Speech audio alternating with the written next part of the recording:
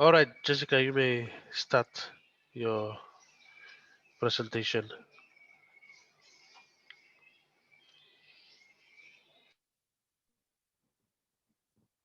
Okay, good morning, everyone. I'll be presenting on behalf of my group, that is group 4. So our question number 4 is, what are the two philosophies of security according to Williams? Before discussing the two philosophy, we need to know what security in international relations is. So according to our very own Google, security in IR is the protection of human and physical resources or absence of crisis or threat to human dignity, all of which facilitate development and progress of any human society. And according to Paul Williams, security in international relations may mean different ideas in regards to different areas. That is, as already been stated by Adasa, it is a contested topic. So according to Laswell, security is unavoidably political. That is, it plays a vital role in deciding who gets what, when and how, and in world politics. So in addition to that, as stated by Williams, and I quote, security is the most commonly associated with the alleviation of threats to cherished values, especially those of which, if left unchecked, threaten the survival of a particular referent object in the near future. So with that in mind, according to Williams, again on page 6 of the required reading titled Security Studies, the first philosophy stresses about the military strength of a nation, while the second philosophy talks about the importance of promoting human rights. So the first philosophy sees security as being virtually synonymous with the accumulation of power. From this perception, security is understood as a commodity, that is to be secure. Actors must possess certain things such as property, money, weapons, armies, and so on. In particular, power is thought to be the root to security. The more power, especially military power, actors can accumulate, the more accumulate and more secure they will be. So the second philosophy states otherwise, that is, it believes that security is concerned with justice and provision of human rights. And from the article, I quote, challenges the idea that security flows from power. That is, it is not part of any political or military influence. It is regarded as a relationship or connection between states and individuals rather than materialistic things, that is weapons and other things. Yes, so these are the two philosophies stated by Paul Williams. So my other friends can add on to that to make the philosophies more simpler.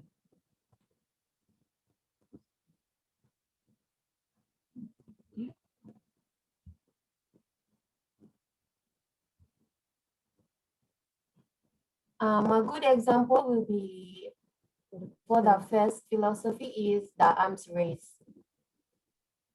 Namely the dreadnought arms race between Germany and Britain prior to World War I, and the Cold War of nuclear arms race between US and the Soviet Union.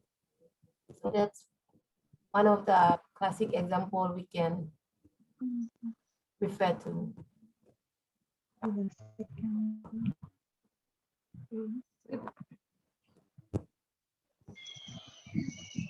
All right, thank you, Jessica and Shania. If you have any questions for both of them, you can post in the chat box or you can post on our forum. We will move on to the next group, the next presenter, Odila. We give you the microphone. Please present the answer to your question or to your group's question.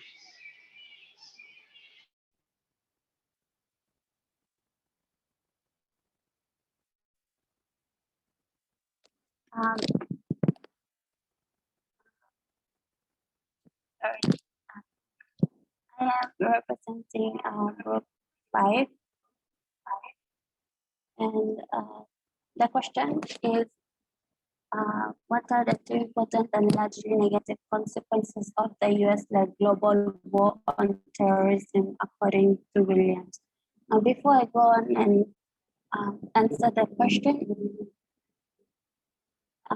before I go on and answer the question, I will define the key concept in the question. I know all of us are familiar with the question, but just to refresh our memory, I will define them.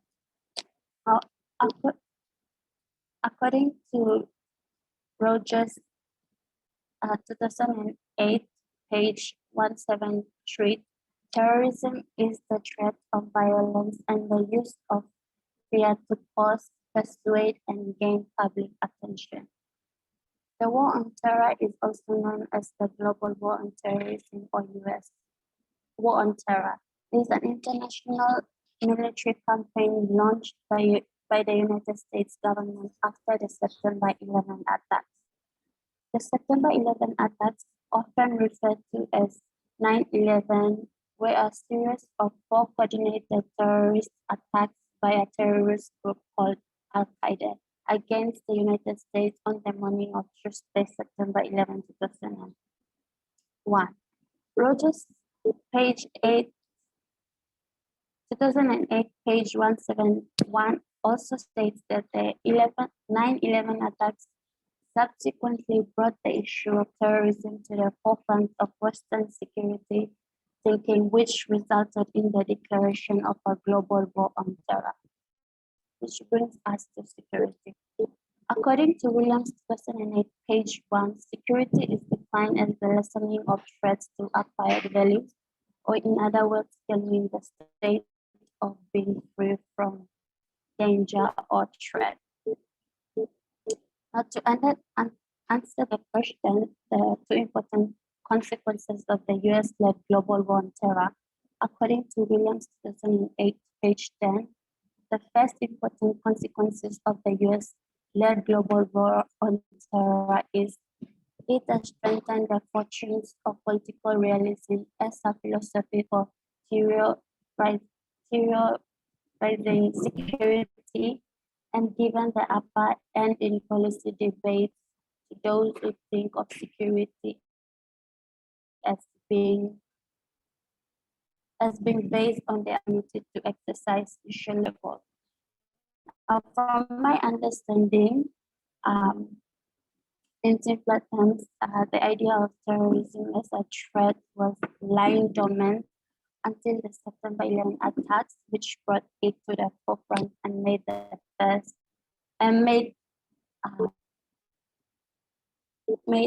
first priority. Second, it has pushed to the sidelines a wide range of other important security challenges, notably the struggle to promote human rights, environmental sustainability, and human governance. In other words, meaning that in prioritizing the war on terror, they have pushed aside other equally or more important threats or issues that the world is facing today. Thank you. All right, thank you, Odila, for helping us to understand terrorism again and for providing your answers to the questions or the question given. Due to time limitation, we'll move on to the third presenter, and that is Mokunu. She's presenting on behalf of Group 6. So without further delay, we'll give the floor to Mokunu.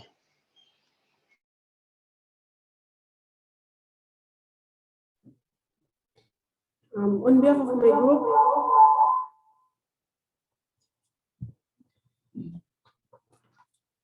the question is,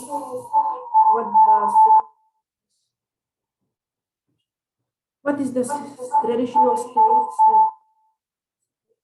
and reformulation of the security according to a state according to a Cambridge Dictionary? State a politically organized body under a single government. Security is the act of safeguarding the state in every aspect. Discussing as a group, this is how we understand the phrase traditional state and reformulation. Basically, these are the forms of strategies and platforms used by a state in ensuring the security of that state is safeguarded and protected from harm from within the state or abroad. The strategies and platforms are basically constitution-based legislation, policies and guidelines, treaties, conventions or agreement which has been originally established, created within the states by the state itself or under particular security organization upon the common interest in common security in the international arena. Why it is traditional? Because these strategies and platforms created were established based usually upon what type of security issues each region, state experiences. Those certain strategies and platforms become heavily participated by the state for a long time, and it becomes the norm where every time similar security issues encountered, such state-centered or centric security-based strategies are formulated according to the issue for state interest. The main issues experienced by states are human rights, environmental degradation, political problems, military, economic drug trades, etc. According to Dalby, the traditional state-centric formulation was all about the state.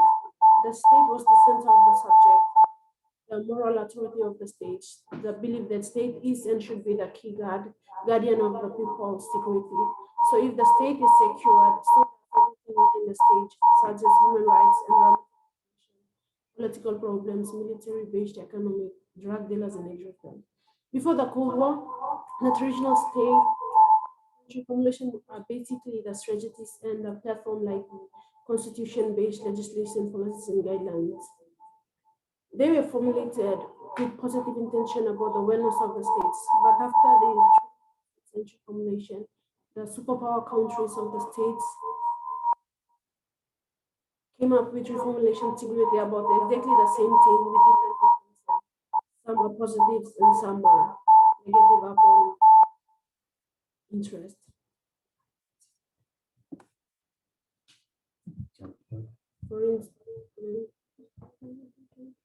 For instance, during the Cold War, critics of Western use of the term security and of practices of strategic studies pointed out that they were both used to maintain the dominance of the American political priorities on the global sense. In the past, it wasn't dominance, it was about the safety of the particular states. But during the war and after the war, the superpower countries they use security in both positive ways. For instance, they want to dominate the other countries and also to protect their own state. Thank you.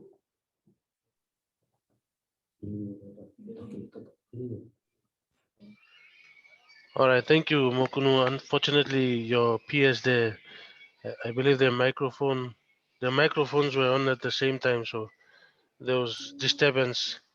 It caused disturbance. So next week onwards, if you are in a group, then make sure that you use a earpiece, then it will stop the noise.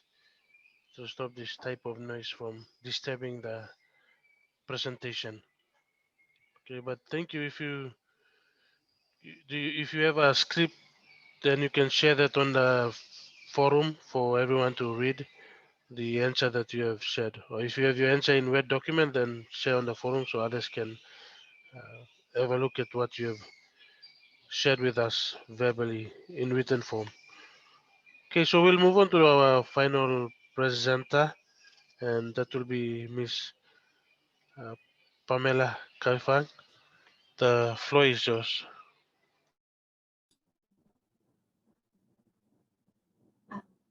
Good morning once again, everyone. Can you guys hear me? Yeah. So I will be presenting on Group 7's behalf. So the other three members of our other three members are not here. So yeah. So our question is, what is the conventional understanding of security according to Delby? So before we continue, I'd like to give a definition as stated by the other groups. So for us, the definition of security refers to the project of protecting states, groups, and individuals from military directs. The threshold of force and violence is fairly clear, while national and international institutions deal with these threats have been articulated over centuries with frequent updating. So according to Delby, the term security is a crucial term in both the political concept of state policymakers and amid the academia field of international relations because of the current debates that are ongoing on reformulating the concept of security. That's on page 5.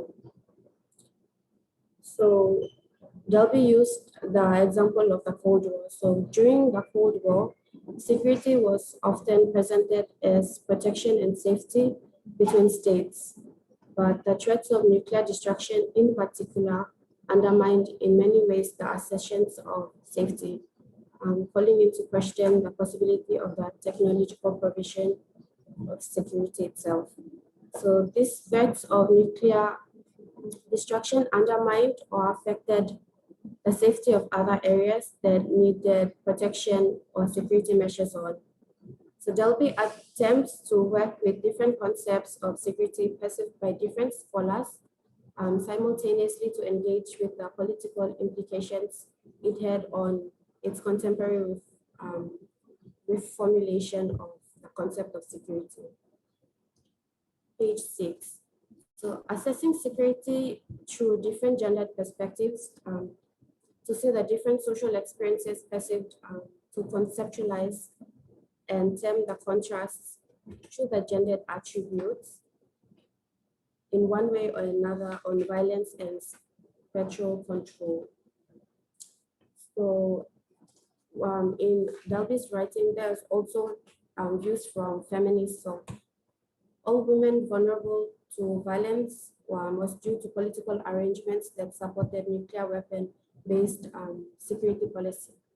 So feminist Cynthia M. Long in Delby's writing argues that conventional international relations practices renders women insecure and subject to violence, which overall marginalizes women's role.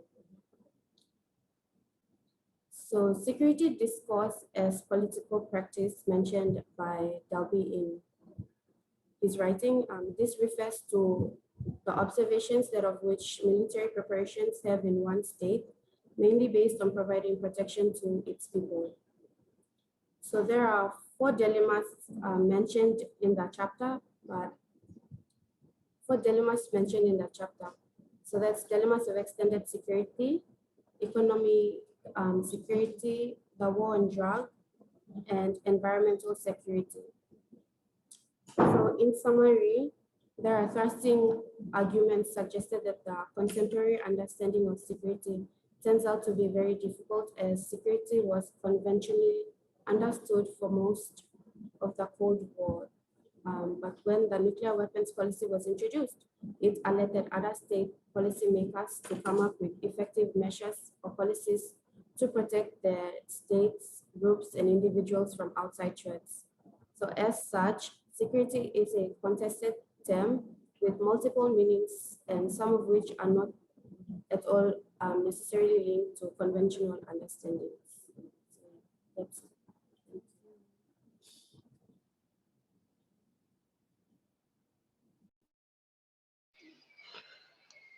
Okay, thank you very much, Pamela. Because my account is not a paid account, we have 10 minutes remaining for accounts. Zoom has a time limitation. If you pay, then you'll have unlimited access. We can go for 2 or 3 hours, but because my account is unpaid, I have only 45 minutes, and now we have 10 minutes remaining. And in these 10 minutes, anybody want to make a comment or ask a question before we end our meeting? Firstly, I would like to thank all the 4 presenters. Apologies for not thanking you before announcing the time limitation. Very informative answers given. I believe all of you who've attended now have picked up important points, and I'll share the recording with all of you so you can sit down and then in your own time go through the video again and note the answers that they have shared with us. So thank you to the four presenters for today and the ones who presented yesterday, the three presenters. Any comments or questions before we have roughly 8 minutes.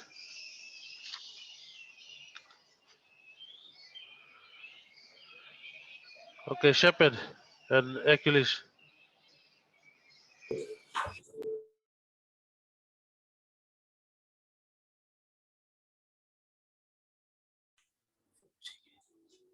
Uh, just to add a comment on group 4, a good presentation done by your group member. Just to add on the first, just a comment to add on the first philosophy, like security as commodity, meaning he stated that the security in commodity, meaning that in order to stay safe and secure, a state need to stay in power. So as supported by Williams, it stated that security is defined as like elevation of threats to acquire value. So yeah, just to support that point, that in order to stay safe and secure, a state need to stay in power. So it's like elevation of that provide security to elevation of threats to acquired values. Thank you. That's my comment to support in supporting that point of the group 4. Thank you. Thank you. Thank you, Achilles. Thank you, Achilles. Our time is running out, so we'll stop here. If you have any questions or comments, we still have half an hour to go. It's now 11 o'clock, so you have 11 to 11:30 and 11:30 to 12:30. So if you have any comments or questions, you can post either as an audio file or a video file on the discussion forum for this week. If you post in words in writing, then I will not count it as a comment or a question. It has to be in audio or video file using the plugins, audio and video plugin on the auto editor in the forum. So you can now move to the forum and start posting if you have questions or comments, or if you want to add on more information to what has been discussed already by your group members or your peers. So with that, we'll stop here. Thank you everyone for your attendance, and we'll meet again next week, Monday and Tuesday next week. So I will try to organize with the ICT division to use the main account of the university, which is a paid account, so we can have more time to discuss. So I will write an email now and try to request if I can use the official Divine University account, so we have more time to discuss. Okay, thank you everyone, and you all have a good day. See you on Moodle.